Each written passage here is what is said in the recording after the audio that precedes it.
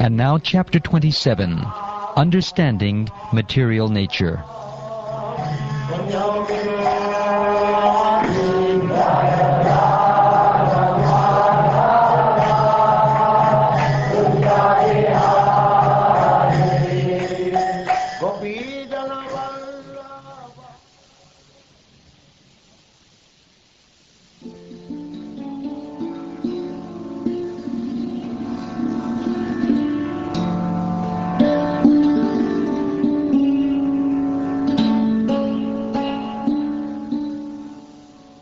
The personality of Godhead, Kapila continued.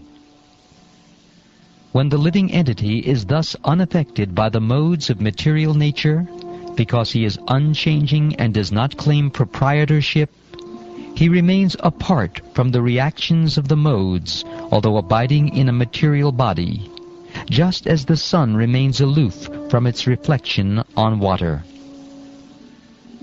When the soul is under the spell of material nature and false ego, identifying his body as the self, he becomes absorbed in material activities, and by the influence of false ego, he thinks that he is the proprietor of everything. The conditioned soul, therefore, transmigrates into different species of life, higher and lower, because of his association with the modes of material nature. Unless he is relieved of material activities, he has to accept this position because of his faulty work. Actually, a living entity is transcendental to material existence, but because of his mentality of lording it over material nature, his material existential condition does not cease. And just as in a dream, he is affected by all sorts of disadvantages. It is the duty of every conditioned soul to engage his polluted consciousness, which is now attached to material enjoyment, in very serious devotional service with detachment. Thus his mind and consciousness will be under full control.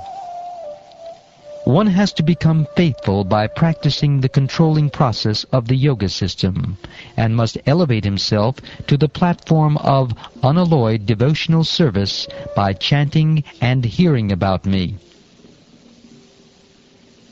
In executing devotional service, one has to see every living entity equally, without enmity towards anyone, yet without intimate connections with anyone. One has to observe celibacy, be grave, and execute his eternal activities, offering the results to the Supreme Head. For his income, a devotee should be satisfied with what he earns without great difficulty. He should not eat more than what is necessary.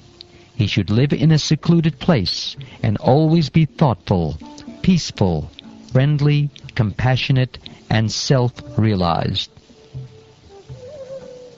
One's seeing power should be increased through knowledge of spirit and matter, and one should not unnecessarily identify himself with the body and thus become attracted by bodily relationships. One should be situated in the transcendental position, beyond the stages of material consciousness, and should be aloof from all other conceptions of life. Thus, realizing freedom from false ego, one should see his own self just as he sees the sun in the sky. A liberated soul realizes the absolute personality of Godhead, who is transcendental and who is manifest as a reflection even in the false ego. He is the support of the material cause, and he enters into everything. He is absolute, one without a second, and he is the eyes of the illusory energy. The presence of the Supreme Lord can be realized just as the sun is realized first as a reflection on water, and again as a second reflection on the wall of a room, although the sun itself is situated in the sky. The self-realized soul is thus reflected, first in the threefold ego, and then in the body, senses, and mind. Although a devotee appears to be merged in the five material elements, the objects of material enjoyment, the material senses, and material mind and intelligence, he is understood to be awake and to be freed from the false ego.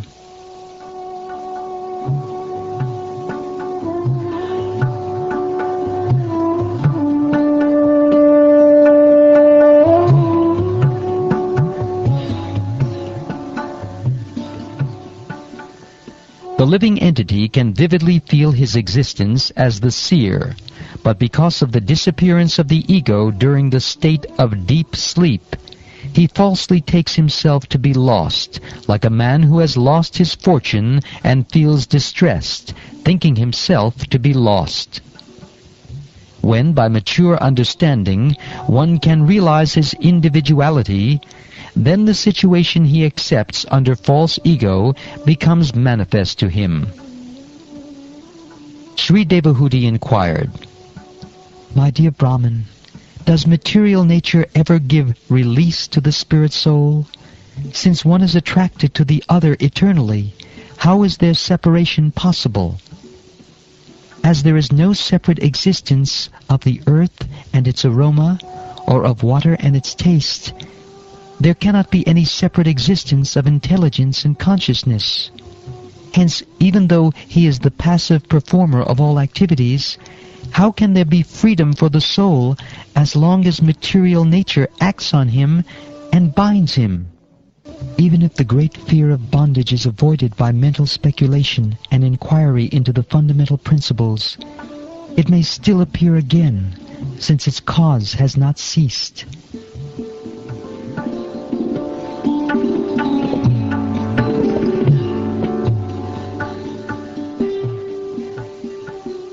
The Supreme Personality of Godhead said, "One can get liberation by seriously discharging devotional service unto me, and thereby hearing for a long time about me or from me.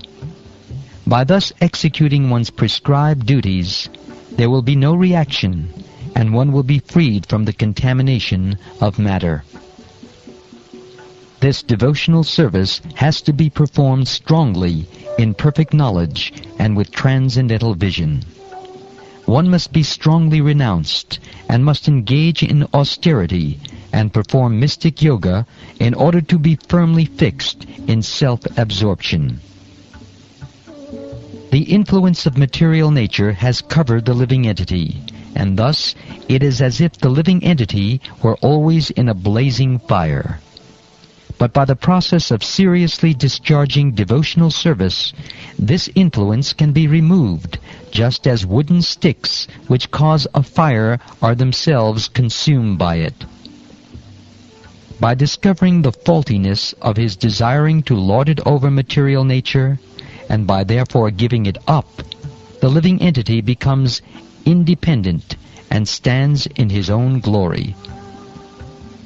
In the dreaming state, one's consciousness is almost covered, and one sees many inauspicious things.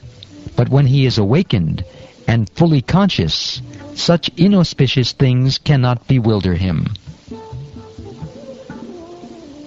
The influence of material nature cannot harm an enlightened soul, even though he engages in material activities, because he knows the truth of the Absolute, and his mind is fixed on the Supreme Personality of Godhead. When a person thus engages in devotional service and self-realization for years and births, he becomes completely reluctant to enjoy any one of the material planets, even up to the highest planet, which is known as Brahmaloka. He becomes fully developed in consciousness. My devotee actually becomes self-realized by my unlimited, causeless mercy, and thus, when freed from all doubts, he steadily progresses towards his destined abode, which is directly under the protection of my spiritual energy of unadulterated bliss. That is the ultimate perfectional goal of the living entity. After giving up the present material body, the mystic devotee goes to that transcendental abode and never comes back. When a perfect yogi's attention is no longer attracted to the byproducts of mystic powers, which are manifestations of the external energy, his progress towards me becomes unlimited, and thus the power of death cannot overcome him.